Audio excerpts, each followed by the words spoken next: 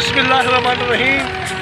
मेरे social media के मेरे तमाम मेरे दोस्तों, मेरे वीरों, मेरे परस्तारों, मेरे मुखलस यारों, बंदा नचीज़ मज़हर निमाने का और मेरे लुटे के वीर जनाब राय हक नवाज खरल साहब का और राय आशिक अली खरल साहब का मुहब्बत भरिया सलाम।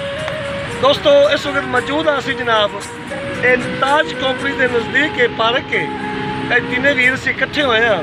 मैं आख्या क्यों ना हो, एक याद दहानी होती है दो दौड़िया की हाज़री।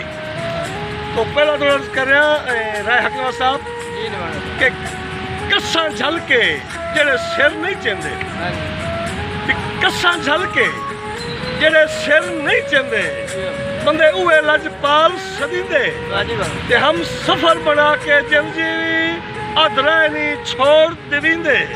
राह साहब चलो सच्चा सुख ना दे सकिए नहीं घाटिया नाल लदींदे और कई सज्जन हयात गरीब ही होंदे नहीं छोड़ सलाम देवींदे।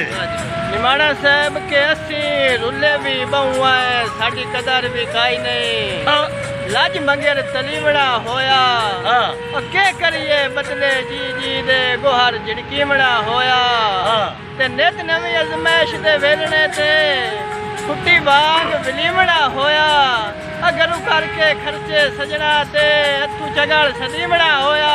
क्या बात है, क्या बात। राव साहब असा जी दे भुखे हैं कसम खुदा दी। वाजिबा असा जी दे भुखे हैं कसम खुदा दी। वाजिबा लालच जर माल दा कोई नहीं ते तेरी डुकी दी गल हिमताल जो होयो उका जोर कंगाल दा कोई नहीं। राव साहब दा बख्त चलते है गरीब मरना है और तेनू खौफ जवाल दा कोई नहीं।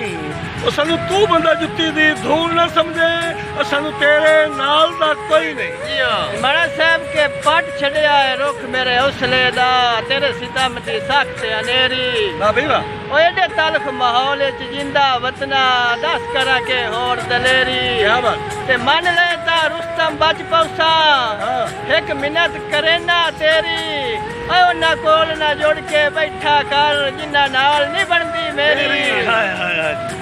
जी ओके होगी, सारी हाजिरी होगी जनाब। दुआ में याद रखिया, जिंदगी की इंशाल्लाह फिर मुलाकात होगी। अल्लाह सुन दे वाले।